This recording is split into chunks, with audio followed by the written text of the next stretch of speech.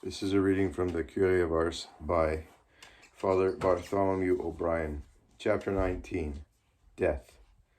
Did the people of France appreciate their living saint? Truly, he was the best-known priest in the country. Even the popularity of the eloquent Dominican Father Lacordaire of Paris, who visited the Curé incognito on May 3, 1845, could not eclipse that of the saintly Curé of Ars. "Here comes the saint," the people would exclaim, realizing that such an acclamation was the most noble possible. Bishop de Vie thought it superfluous to honor the curé by making him a canon of the cathedral, but his successor thought differently. 3 months after his enthronement, Bishop Chalandon made a visit to Ars. It was Monday, October 25th, 1852, and Father Vianney was hearing confessions. The curé hurried through the ranks of pilgrims to greet his new bishop, and then he spied something. It was silk and red, and bordered with ermine. "No, bishop," the curé protested, but in vain. To the singing of the Veni Creator, the bishop clothed him with the mozzetta, the insignia of an honorary canon. 10 days later, the curé wrote, "Bishop, the mozzetta which you have had the great charity to bestow on me has given me much pleasure, because being in want of money to complete a foundation, I have sold it for 50 francs. That price completely satisfied me." Then the government wanted to do something to honor a citizen who was truly a public benefactor.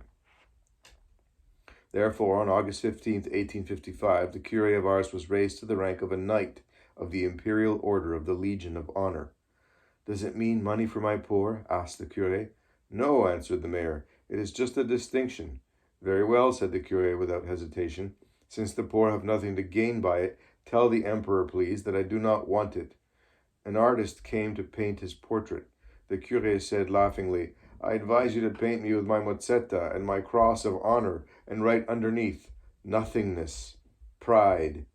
The artist went away disappointed, and the curé went on hearing his confessions.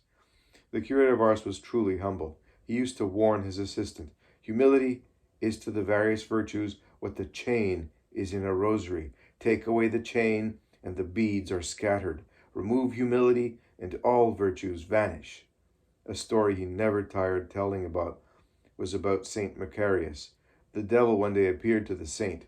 "All that you do, I do likewise," Satan said to the solitary of the Thebaid. "You fast, I never eat at all. You watch, I never sleep. There is only one thing you do that I am unable to perform." "And what is that?" warily asked the saint. "To humble myself." The curé sought no honors. That was the miracle of his life. He was ever in the presence of God. What more could he want? Besides, he had probably been frequently honored with the visible presence of Our Lady.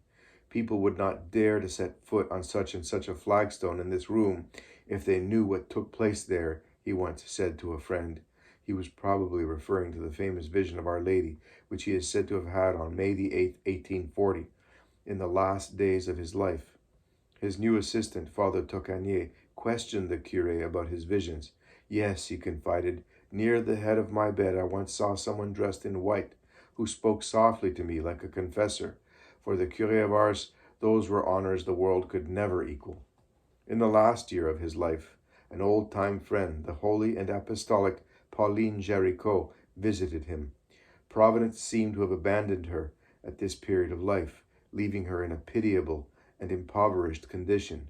No doubt this was the price she had to pay to win the blessings of God in the years to come, for the great society she inspired, the propagation of the faith.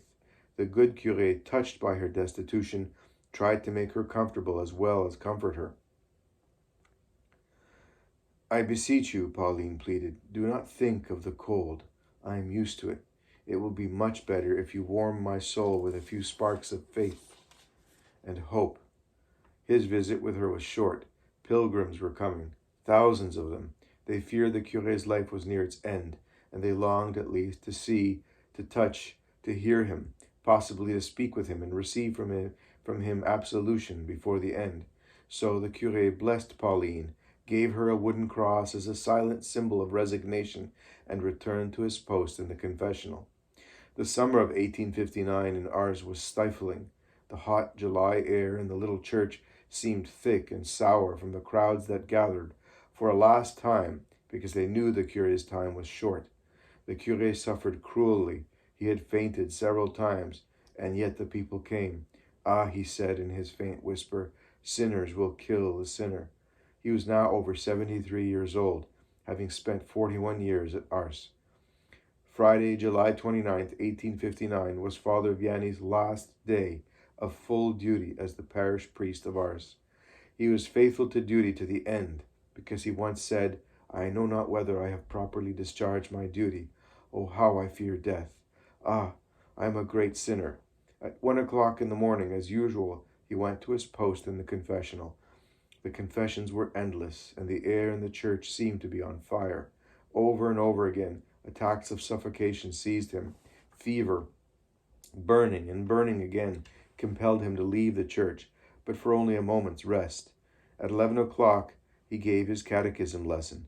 No one heard him, but everyone knew he was preaching on his favorite subject, love for Jesus and the Blessed Sacrament, because he kept turning to the tabernacle, weeping as he preached, preaching with his eyes more than with his lips.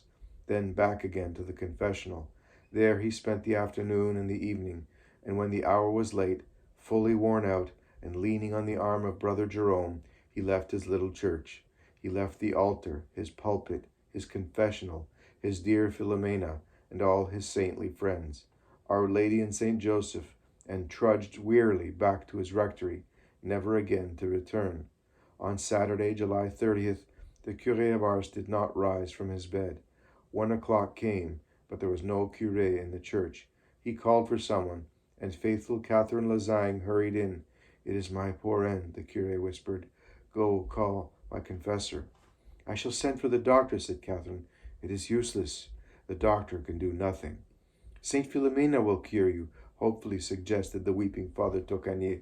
Oh, sighed the curé, Saint Philomena can do nothing now. This time, in his last hour, the enemy was not permitted to tempt the poor curé. He did not seem to suffer as he did in 1843. All seemed so peaceful.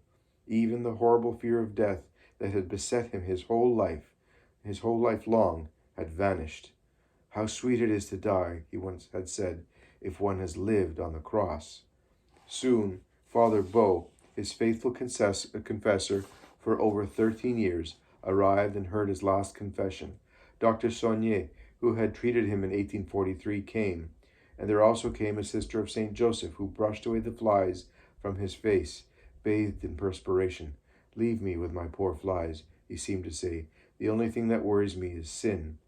All his dear friends gathered, Catherine, who was ever loyal, his good teaching brothers, Athanase and Jerome, his beloved assistant, Father Tocanier, the members of the Daguerre family, to whom he had been a father, his penitents, parishioners, and pilgrims. They forced their way into his room. He was our parish priest before he became yours, they argued with Brother Athanase, who was acting as guard as they poured into the room. Those who could not enter knelt outside. Now and then a small bell tinkled. It told them that someone was lifting the curé's arm in blessing. On Tuesday, August the 2nd, Father Beau made his way through the weeping crowd as he carried Holy Viaticum to his saintly penitent. Some 20 priests walked in procession, carrying lighted tapers. How kind the good God is, murmured the curé. When we are no longer able to go to him, he himself comes to us. Having hoped against hope that Saint Philomena would miraculously intervene for the cure of her cherished priest, Father Beau had put off extreme unction. Finally, the curé had insisted on the last sacraments. He received them with the faith of a saint. As he lingered on, someone broached the subject of his place of burial. Weak as he was, on Wednesday, the curé was approached. At Ars, he whispered, my body is not much. His bishop came, embraced him, but said little. Father Vianney smiled. At 10 o'clock that night, his assistant gave him the apostolic blessing and the plenary indulgence. By midnight, the fast-failing curé still had strength to recite the prayers for the dying. He kissed the missionary cross fervently and grasped it firmly as he waited for his beloved master. Thursday, August 4th, 1859, came. Conscious and at peace, the curé rested in the arms of Brother Jerome. Each minute, each second seemed his last. At 2 o'clock, worn out, he who had borne the burdens of the day's heat, even from the first hour, in the Master's vineyard, fell asleep. Worthy of his hire, John Marie Vianney, the Curé of Ars, was born in heaven.